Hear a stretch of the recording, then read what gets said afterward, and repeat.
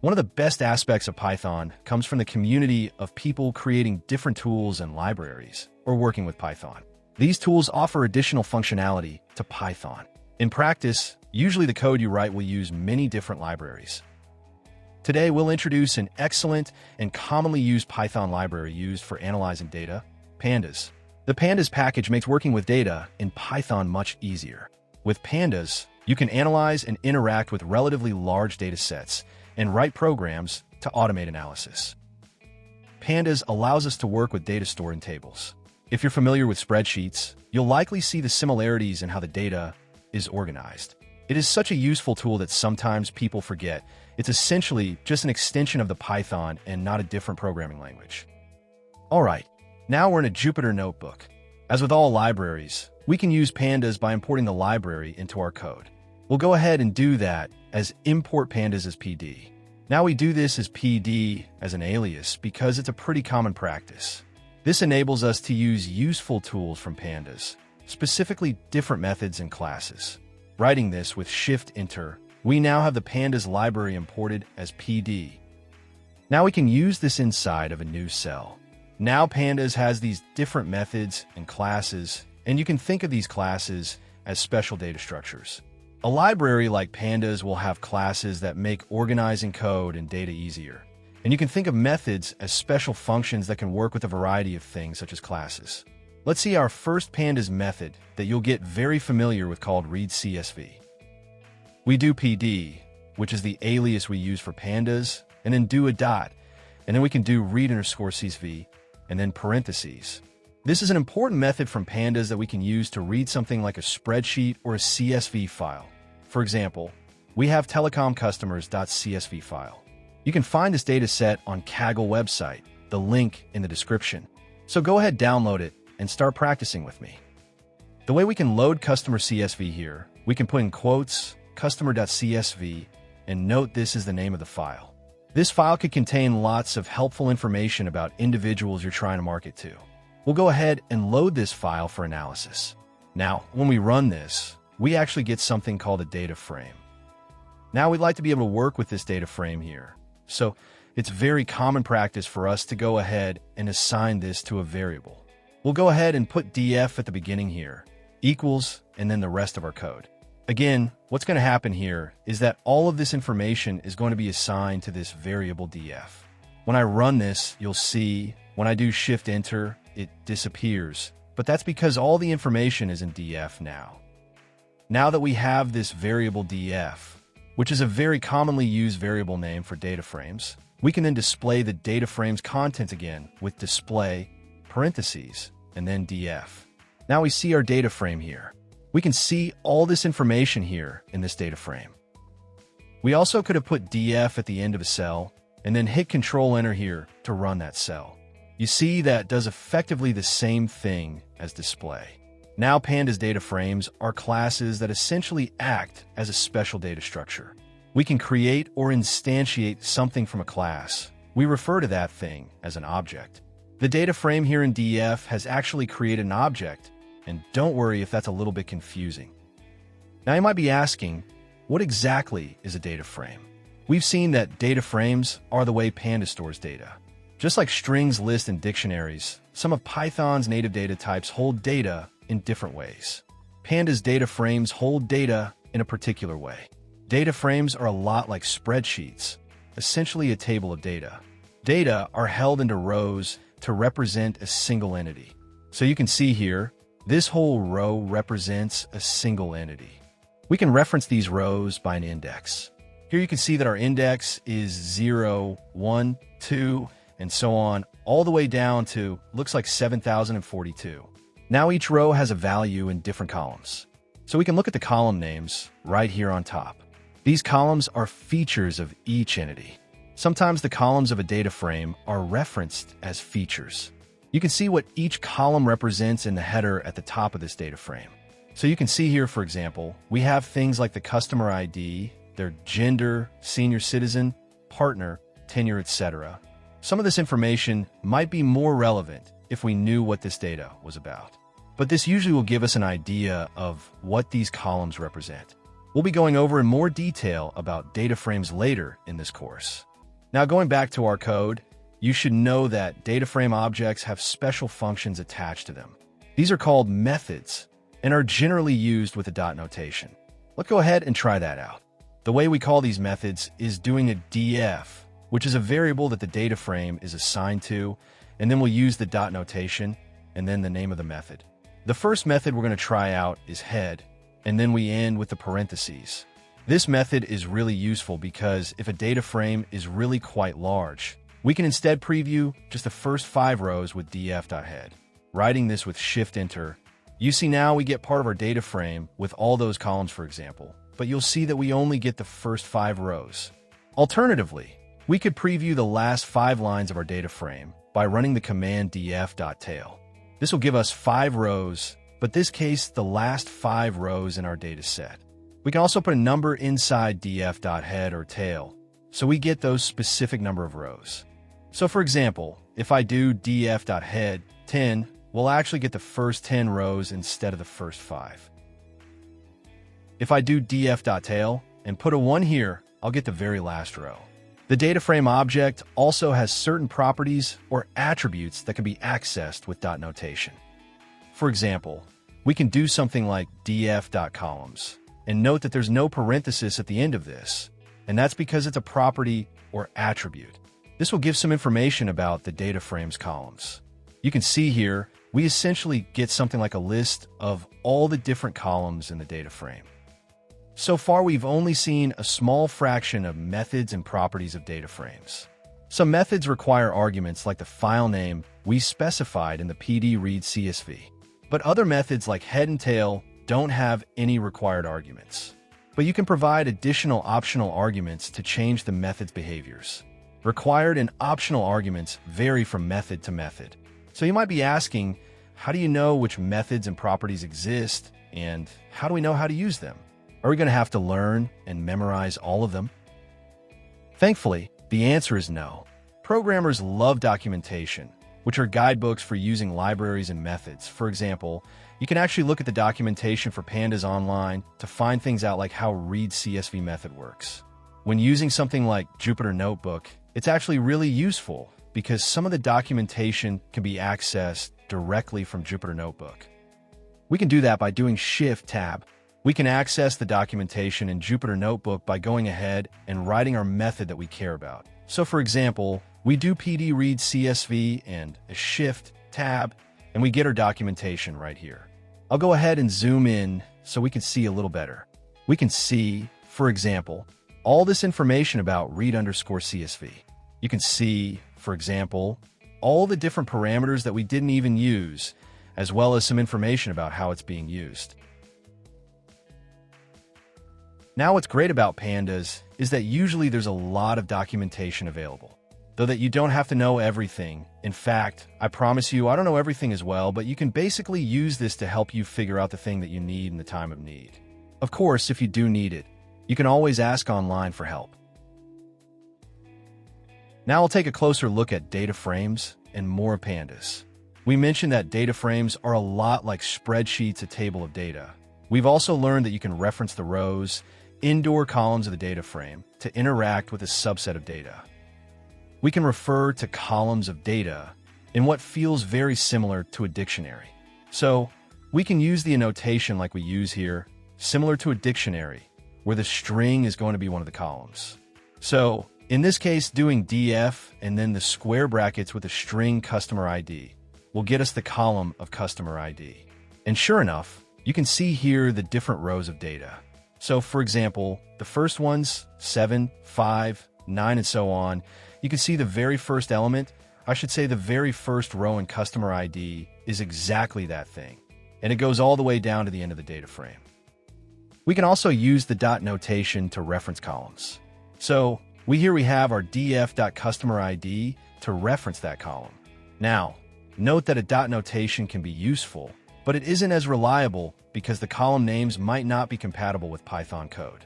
For example, if we have a name of a column as 2 words with space between them, or the name of the column begins with a number, and we try using dot notations here, we'll end up getting an error, basically saying it's an invalid code.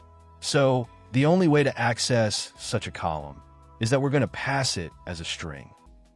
You notice when we actually call this right here, we're getting a new object called a series. And so you can see this series is basically a list of the data for that column. We can see this more explicitly by first doing our df and then our column, and then assigning that to a variable, in this case, customer IDs. If we see the type here, you can see that it explicitly says a series. This is sort of a mini data frame, but we can also think of it as a specialized dictionary. We can use the index to get a specific value from the series using the bracket notation. If that index is not in the series, there'll be a key error. So here we have our index 0. So customer IDs again is our series, and we're actually going to get the index 0 here. And that will give you index number 0. So note that if I wanted to get, for example, let's say this index here, I can pass a number 2, and we can see here we get that same value. You can see the indexes actually go up to 7,042. If I do, for example, let's say 7043, we'll see we get a key error or a value error, basically saying that a key and value error together, but basically it's saying that we can't access this index. This index doesn't exist in the series. So far what we've seen looks very similar to dictionaries. But there's some additional tricks. For example, we can slice the series using the indices. This will go from index 3 to index 10, not inclusive. So there you go, we see from our series here, we get from index 3 all the way down to index 9. So something to note is that these indices are not positions. The index, as you see right here, looks similar to positions, but if this series uses an index that were strings, then we would have to use those values. Here's an example that we can make. We can actually create our own series from a dictionary. You can see our population in dictionary, and then we're just going to define that with our different populations: California, Texas, New York, Florida, Illinois, just for demonstrative purposes. We'll go ahead and create a series by passing that dictionary into PD series, and this will now create us a little series that we can work with. And when we run this now, you'll see that population here. And now, again, this is a series, and this is the value, and this is the index. So again, almost like a specialized dictionary, to access the values to the right here, we're going to use the index on the left. So, for example, population, which again is the series, we pass in the index California, and that will give us the value associated with California. Remember, when we want to access the data from the series, we should use the appropriate index or key. Let's go back to working with the full data frame. So we can actually take our data frame here and then call the specific column with the square bracket notation. And this, again, this whole thing will give us a series. Then we can continue the bracket notation to get the index 10 from the series here. This can make it much easier to get the data without having to create a lot of variables. Now, Pandas has an even more specialized way of getting relevant data using the lock and iLock methods. So, lock is used with the index as defined in the data frame. So, you can see here we use .lock, and then we have the index followed by the column. And so running this, you can see we get the same value as above. There's also .iLock and is used with the implicit index. That is the order of the elements starting from 0. That means we only use integers. So this will get the 10th. Well, I should say 11th, since we start from 0 row in this first column. So we get the same value here. If I instead put 1 here, this would get not the first column, but the second column, again, remember, starting from 0. So you can see this is actually going to be from the gender column. And again, just to emphasize what that looks like, we'll just do a quick df.head. And you can see here, we have the first column here, the second column, and so on. And remember, this starts with 0. So that's why we're able to use, for example, 0 here to get the first column, but then the 10th row. So if I wanted to see the 10th row, so we can see, remember the 11th item is index number 10. All right, we've seen how to take data from one column, but it's possible to take data from multiple columns. You see here we have our data frame, and then we still use that bracket notation. You can see that here, except this time we have, instead of just one column, we actually have a list of the columns we care about. Now, instead of returning a series, this will actually return a slightly smaller data frame. You can see here, we have a data frame, but with just the customer ID and total charges columns. This notation is pretty typical, but sometimes you want to make things look neater and use a variable to hold our list. So, for example, we can say our columns of interest and have that be assigned from a list. And then we can use that list directly here on the data frame, and that will effectively give us the same thing as above. Note that the order of the columns of the data frame will change depending on the order you enter. So, for example, I have customer ID, total charges. We saw that customer ID is the first one on the left, and then on the right is total charges. But if I instead did total charges, then customer ID, we actually see that it's reversed. We have total charges first, then customer ID. You can even use the same column multiple times as you see here, customer ID, total charges, then customer ID. We'll see that customer ID is repeated in the order that I've put it in. We can even use multiple columns using lock and iLock.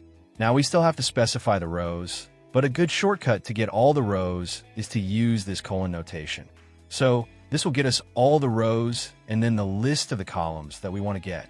So running this, I'll get the same thing as above or as it did earlier. We can even do this with one column, but instead have a list with just that one column in there. So note that this is very similar that we had before, where we have our lock and then specify the column, but we're actually specifying it with a list here. And what this will do, it will instead return a very small data frame. Now, compare this to if we didn't have this as a list, you'll instead see that we get series. We can also get a data frame by using our lock with the rows. So here, I'll get the fifth row, but then all the columns. And you can see here we have a series. But if I specified a list for the number of rows, you'll see instead I get a data frame. Now, this data frame is going to represent the index number 5, that row, with all those columns using the colon notation. One thing to note is that we actually don't need to include this colon here because it's going to look at the rows first. But it's usually good practice for us to include that colon to remind us that we're getting all of the columns. So if I do df.lock here, you actually see I get that series version, but with all the columns. This will be the same thing as if I did something like this.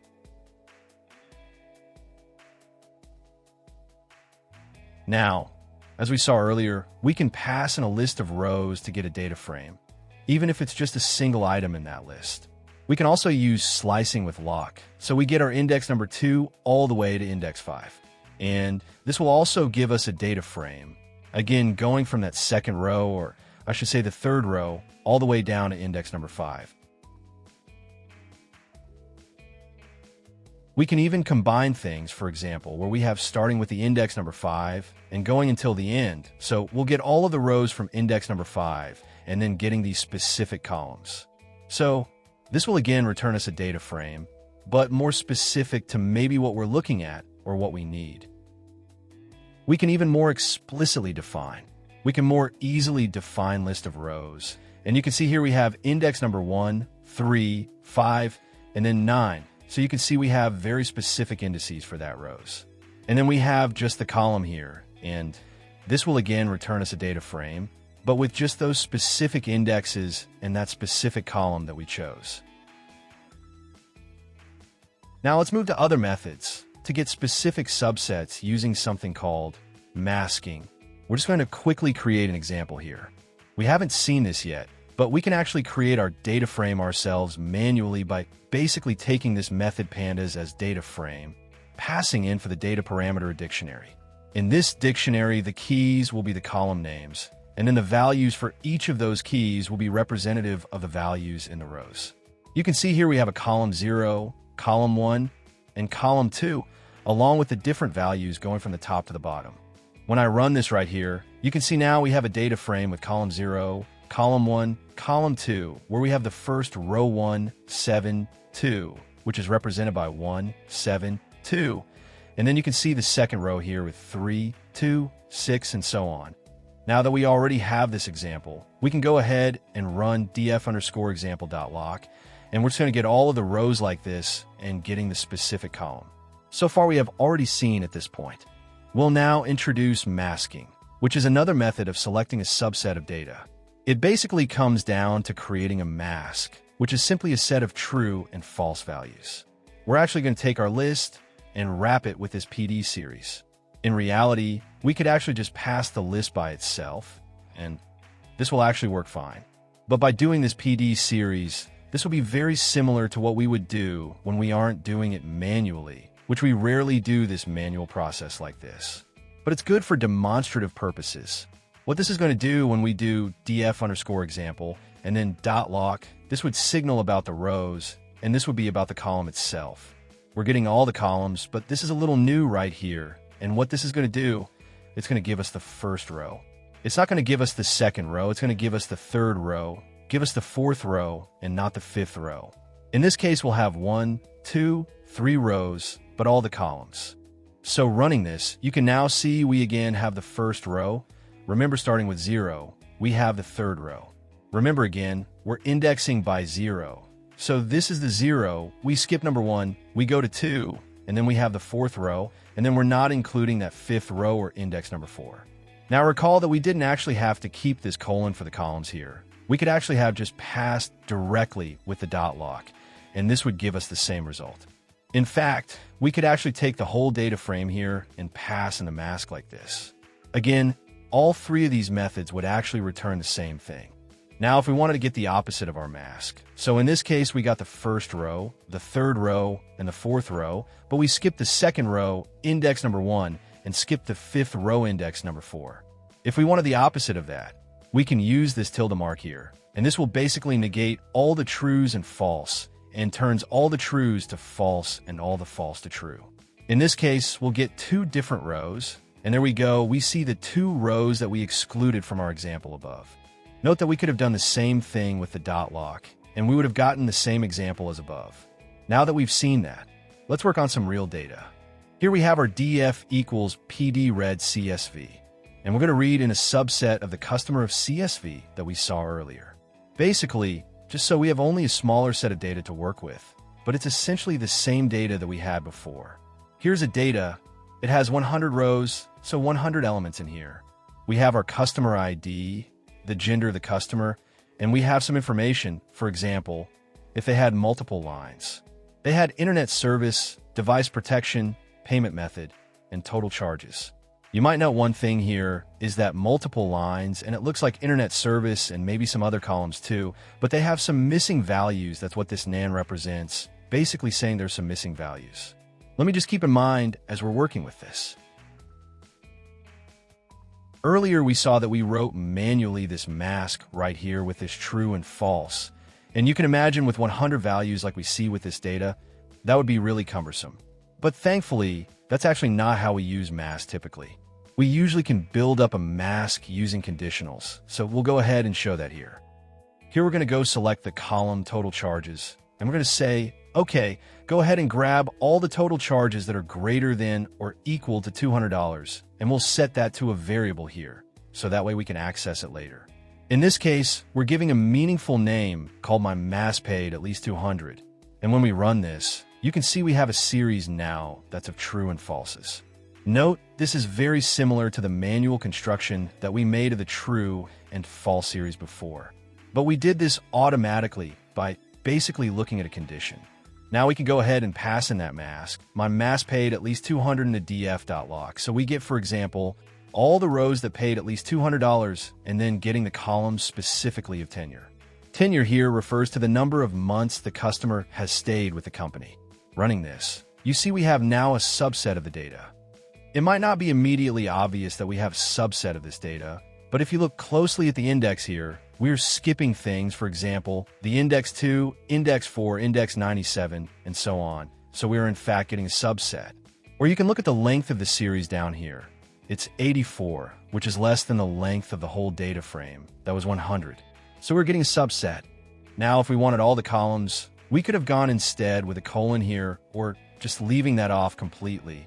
And here you can see it most obvious because total charges is not ever under $200.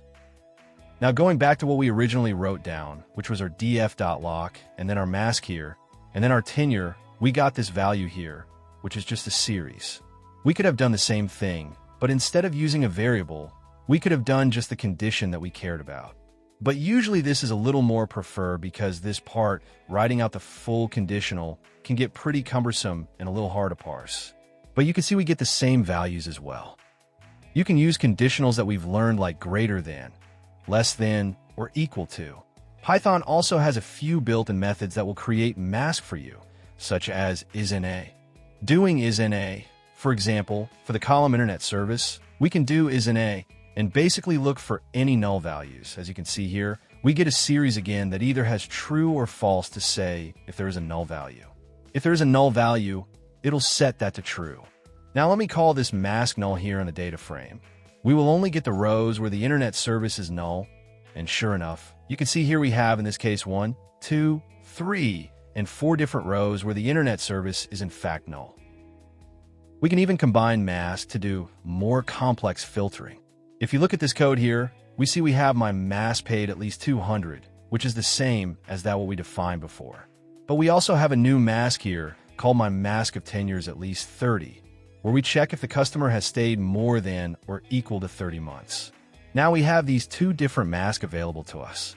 We can combine these two masks together, which are conditionals using the and operator. So you can see here the and right here. Note this is the ampersand and not the word and. This is a specific for mask that we use in Pandas.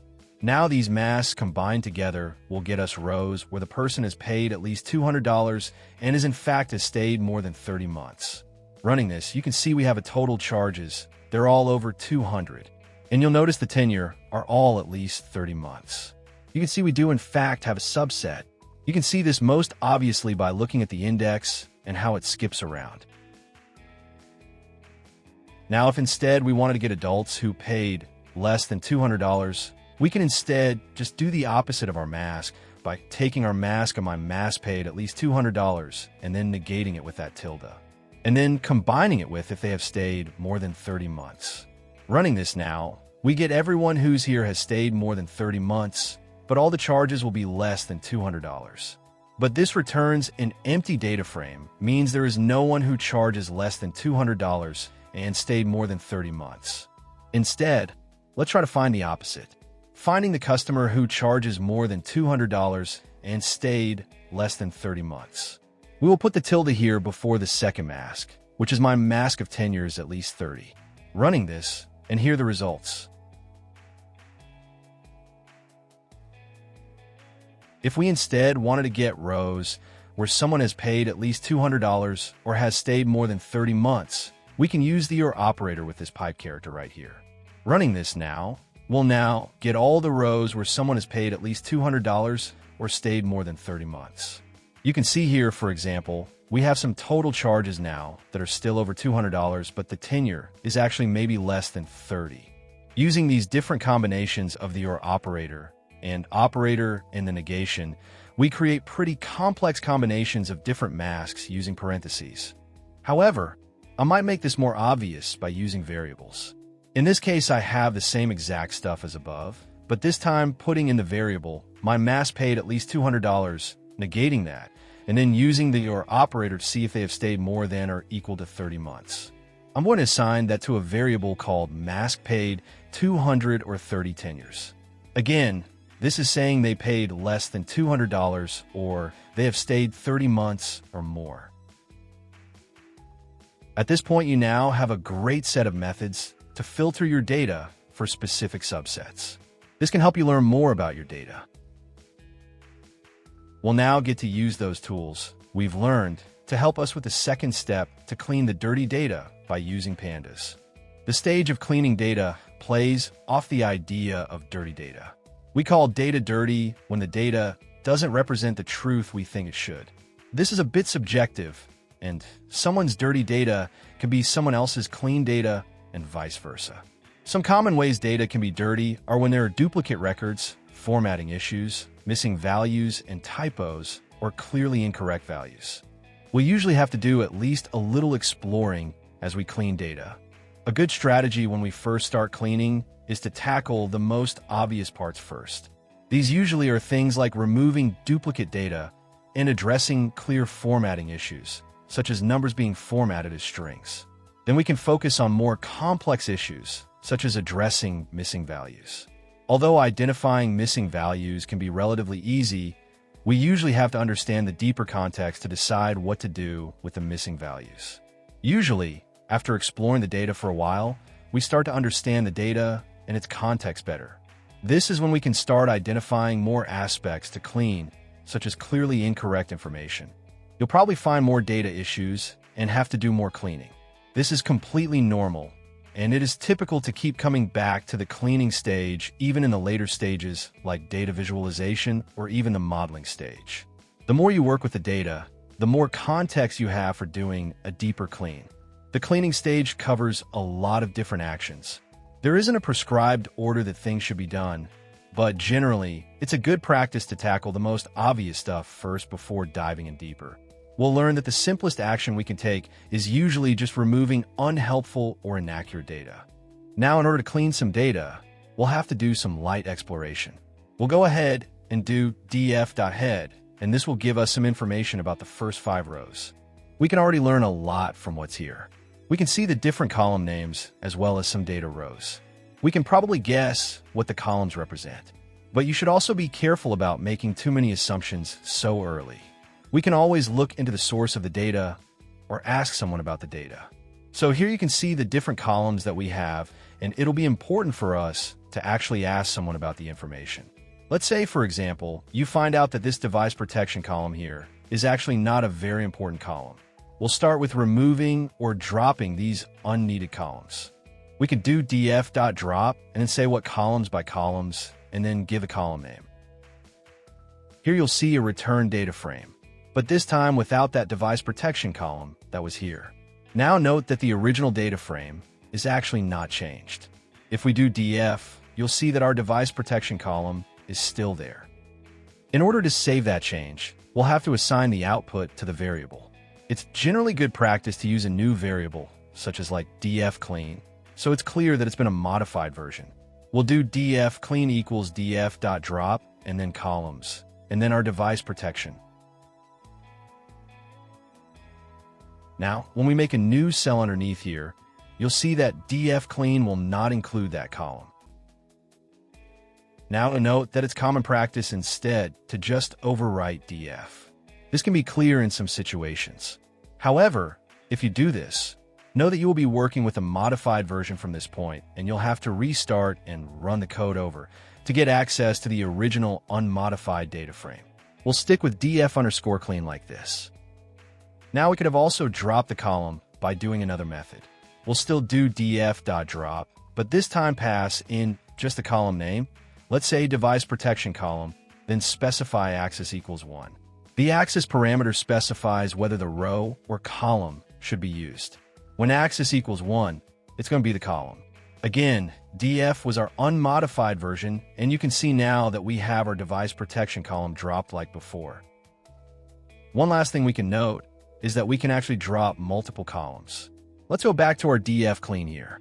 Let's say, for example, we find out that gender in something like dependence is not really an important aspect of our data set that we're looking at. We're just going to drop that for simplicity's sake. We can do df.clean.drop, and we set columns and then equal to a list of the columns that we want to drop. We'll drop gender, and we'll just also drop dependence. This will return a copy of the data frame with these drop columns. We'll go ahead and overwrite df_clean with our modified version, and then go ahead and print this out so you can see the difference. You can see here, for example, both gender and dependence columns are gone.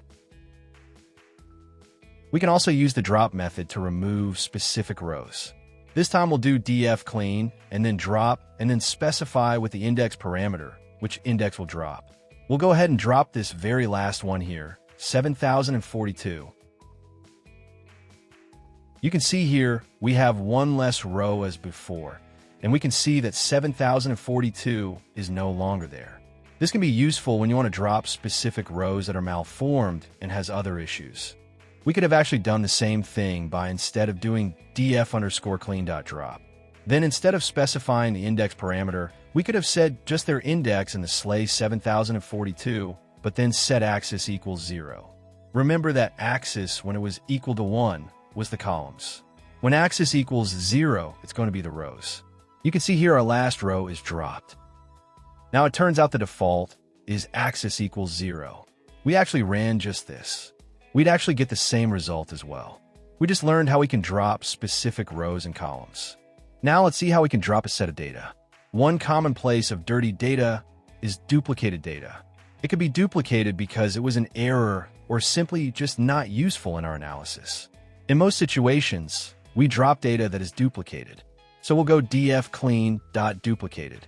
This will return a series of true or false, which specifies whether the row is considered duplicate or not. You can see if, for example, these are not considered duplicates. We can see these last two rows here are in fact considered duplicates. One thing to note is that it's not saying that it is a duplicate like these two are duplicates, but saying that there is a duplicate of this row somewhere in the dataset. Now by default, it's only going to show true for one row if there's a duplicate. So if there's two rows that are exactly the same, it'll only show true for one of those rows. By default, it's doing something called keep first. If instead I do df duplicated with the keep and then first, this means that it will keep the first row that is a duplicate and then drop any other rows that are duplicates. If we only want to keep the last row that has duplicates, we instead do keep equals last. You can see here our true and false values have changed. For example, number 4 here was in fact part of duplicates, but wasn't the last one. We can also specify to drop anything that's a duplicate.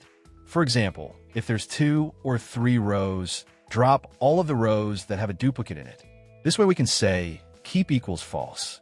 This basically says drop anything that had a duplicate at all. So far, you've been considering duplicates as rows that are exactly the same, that all the column values in those rows match. But maybe there are only a subset of columns that should be considered. For example, we might only want to consider if the customer ID are repeated. We can do this again with doing another df_clean.duplicated, but then specifying the subset parameter. Subset is equal to, and then the subset of columns that should only be considered for duplicates. For example, let's say a customer ID. Only duplicates are considered for the customer ID column. Now it's great that we have a way to identify duplicates, but we'll typically want to modify data by removing the duplicates, not actually keeping them. We can use what we learned about filtering with mask to get just the non-duplicates. Because the duplicated method returns true for a row being duplicated, we'll invert or negate with a tilde. We'll go ahead and copy this, for example. Now we'll go ahead and put the tilde at the negation symbol right here, and this will turn all the falses to true and all the truths to falses. This is now a mask of true when we want to keep item and false when we want to drop it when that row is a duplicate. To make it a little bit easier for us to handle, we'll go ahead and set this over to a variable. We'll say not duplicate equals. Now we can go ahead and take our DataFrame df clean and filter with not duplicate. Now, this DataFrame will now have the same thing as df clean, but drop everything that was a duplicate. You can see here a number of rows have actually gone down. Now, like we said before, it's usually good practice for us to keep track of this. We could do df clean equals df clean not duplicate, but instead what we'll do is df to duplicate equals df clean, just to make it clear that we made a new change. We saw that duplicate creates a mask that we can use to drop undesired rows. We can extend this idea to remove other data using our own custom mask. For example, we can do df to duplicate and look at something like internet service and look at any null values. It's not obvious from here if there's null values or not, but we could do a .sum. This will tell us, oh yes, there's 123 null values. There are null values we want to drop. Now remember, doing isNA is going to say if the value is null. In the case when it says false, we actually do want to keep these because these are not null. The way we can do this then is actually go ahead and do df_dedup, a bracket, and then using the tilde, it'll go ahead and flip all these falses to true and all the trues which are null values to false, which effectively drops all the null values. Reading this, we see that our data has no null values for internet service, and you can see that we have again reduced the size. We actually see there's some null values as well for multiple lines. We'll actually go ahead and do this as well for multiple lines. We'll go ahead and take this, put this inside the parentheses, and then say in the end, and we're going to do the same exact thing, but this time for multiple lines because multiple lines had null values as well. We'll go and copy this, put this into the parentheses, and then change internet service to multiple lines. Once again, you'll see that we have reduced the size of our data frame. Of course, since we want to keep this, we'll go ahead and put in df no null. Finally, we can also make our own custom mask by using conditionals. Going back to our data frame that's pretty reduced now at this point, a little cleaner. We'll look at internet service. Let's say, for example, we actually don't want to include anyone that has DSL as their internet service. We'll say df no null.internet service. If that equals DSL, we don't want to include those. You can see this will all be true. We can negate this, or we could just go say does not equal. So we'll set this as a variable to make it a mask, say not DSL. Then we'll do our df final. It's equal to df no null with not DSL.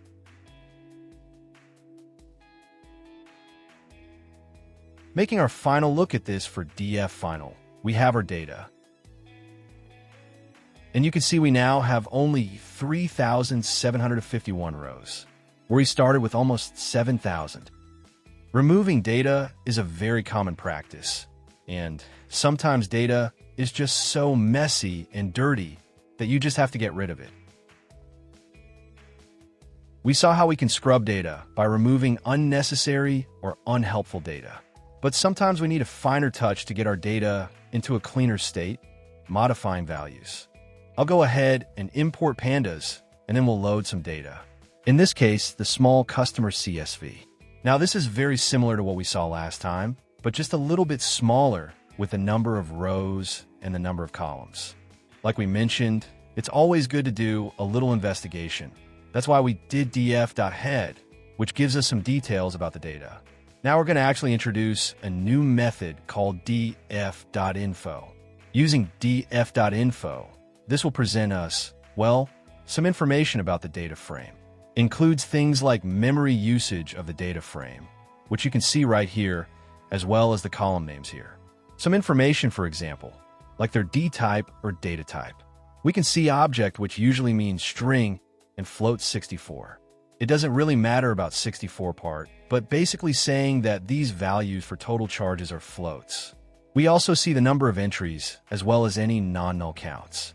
Out of 100 entries, we see there are some null values because there's only 98 non-null values out of 100 for multiple lines.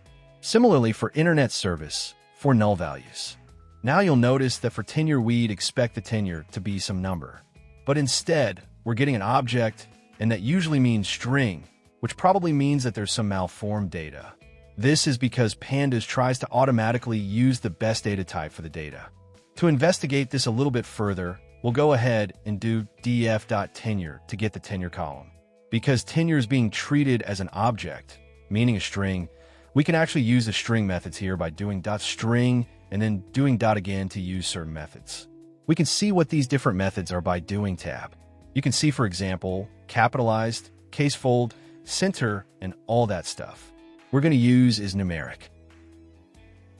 This will give us true or false, depending if the value in age is a numeric value or not. Now looking at this output right here, it's not obvious from the 100 different values if there are in fact some malformed data. What we can do is print out the specific values that show as false by first setting this series to a variable. I'll call this variable numeric, and then I'll just display the data frame with just the ones that are not numeric. I'll do df, and then using a tilde for not numeric. We can see that we are right, that there was in fact malformed data here. Specifically, the tenure was called nothing. At this point, there's different ways we can do this. We can drop this information by doing something like setting df equals numeric, so we only have our numeric data, and we drop this row. Another thing we can do is modify this value. We'll go ahead and modify it by using .log. We'll do df.log, and then doing our mask, which is not numeric, which again will just give us this one row. But if there's multiple rows, this would have also gotten it specifying the column name. In this case, tenure, and then setting it equal to some value. In this case, I want to make sure it's really clear that this is a weird value. So I'm going to use -1 since tenure doesn't really make sense to have a negative value anyway. Now, depending on the situation, you might change it to a different value. But again, here it is obvious that a tenure of -1 means that, oh, there's something special. I go ahead and run that, and note that this does in fact change the data frame. If I go ahead and do df numeric again, remember this numeric is just true and false, so it's still to get us this one row, and you can see our tenure has been changed. Now let's go back and using df.info to see if we can find some missing values. If we look carefully, we can see that there are missing values from multiple lines in internet service. Now we'll pretend for the scenario that multiple lines doesn't matter too much, so we'll ignore that. But internet service is a very important column that we need to take care of. We'll go ahead and create a mask. We'll call mask null, then equal to the df. And then our column, in this case, internet service is the column of interest. Then checking with it at dot is null. We'll print out that mask just so you can see what it looks like. We can see some null values here represented by true. Now using this mask, we can either decide to drop the null values or modify them. In this case, we'll go ahead and modify them by going ahead and using the .log for DataFrames and passing a mask and then the column itself, which in this case is internet service. And then we're going to go ahead and set any of these null values to 0. Now, this was a pretty relatively simple way for us to do this. Because this is so common, there's actually other methods to help us fill this out. One thing we could have done is doing df.fillNA and then filling it in with some value. Let's say, for example, filling it with 0. That would fill any value in the data frame that has a null value or an NA value and fill it with 0. You can see, for example, our internet service is filled with 0, but we have some multiple lines here that were also null values. We can see we filled it with 0, but if you instead wanted to use a different value, we could, for example, have this as false. Remember that this is a missing value, so this should change to false. Sure enough, you can see that's exactly what happens. Note again that this is just returning a copy. If we wanted to overwrite this, we have to do something like df equals. But we'll ignore that for now, since all we cared about was internet service. We'll make a new cell underneath here and check out our new data. A lot of different things we can do, and one of the common things we might want to do is actually replace some values. With fillNA, we saw that if we do df.fillNA, it'll fill whatever is in the full data frame with whatever value you pass in. But let's say, for example, we want just false for NA for multiple lines, but then for internet service, we wanted just 0. We did that individually, but we could do that all in one go. We could do that by passing in a dictionary here. This dictionary is going to replace values for that specific column. For example, if I wanted to fill in for multiple lines column, and I want all the null values for multiple lines to be false, and then let's say I have internet service and have all those null values equal to 0. This would do it for us. You can see here, multiple lines is filled with false.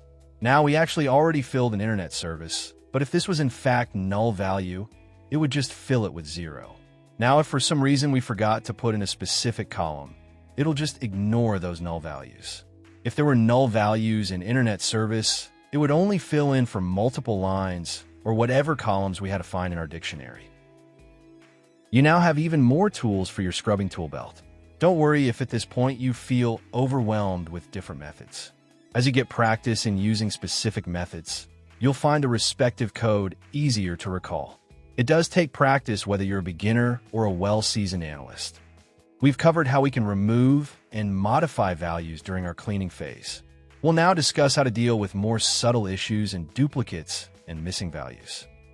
We're going to read the CSV, in this case, smallcustomers.csv, but this time I modified the file so we can apply the next methods. There's going to be a new column called age.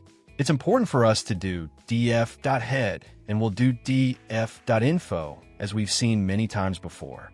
Now this time, we're going to be focusing on the context of our data and find discrepancies. We can see columns like age, for example, and probably have an idea of what ages should be. Looking at the info printout, we see that we have integers, which is what we'd expect. We'd expect some number or some value. Integer seems to make sense for age. This is good, but even if all the ages were integers, and we have no missing data like we see here, you might still be wondering how the data can be wrong. One way it might be wrong is if we have negative ages. Those could still be integers, and it won't be missing. Now, in some contexts, a negative value might make sense for the data, but for ages, it probably doesn't make much sense. It's important to realize when data breaks our expectations.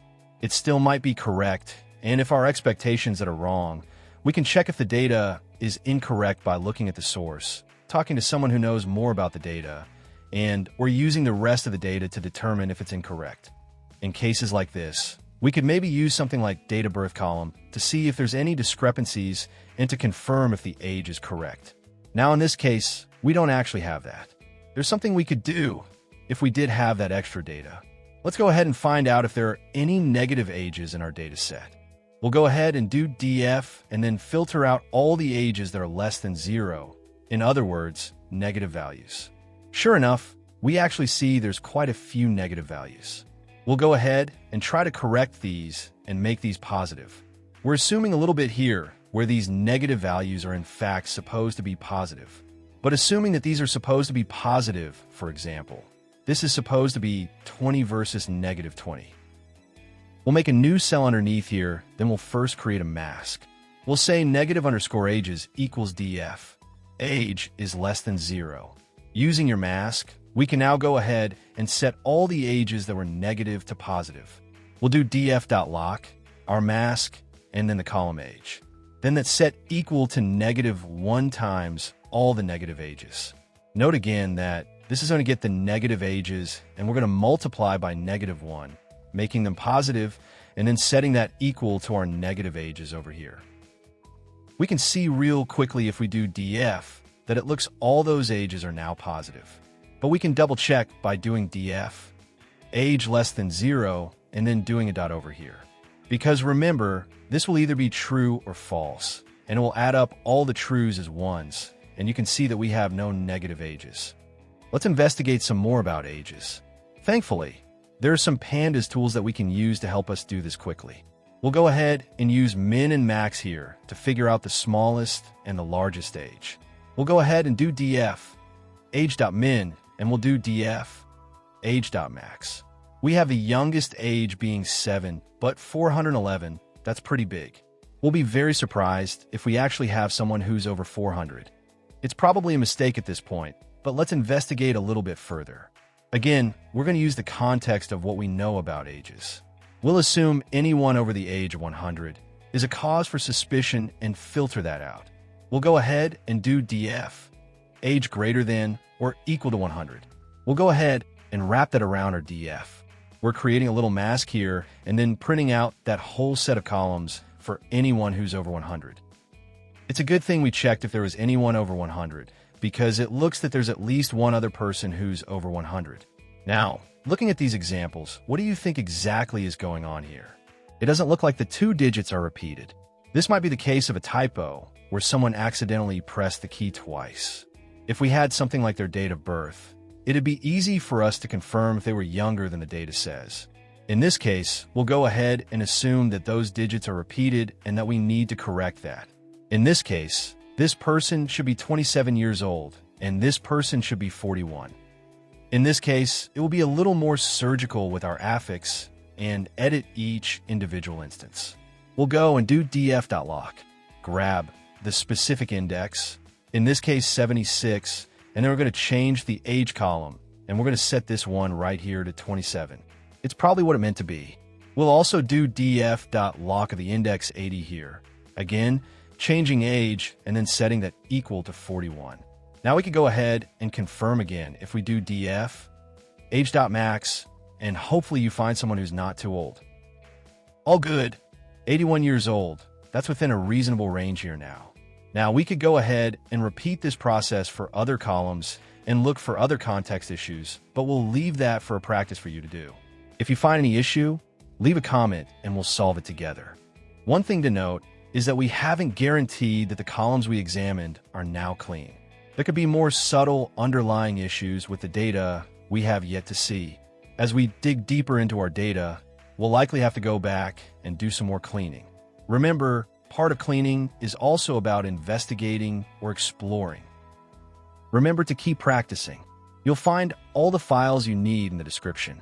Don't forget to smash that like button, subscribe, and ring the bell to stay updated. Thanks for watching, and see you soon with a new topic.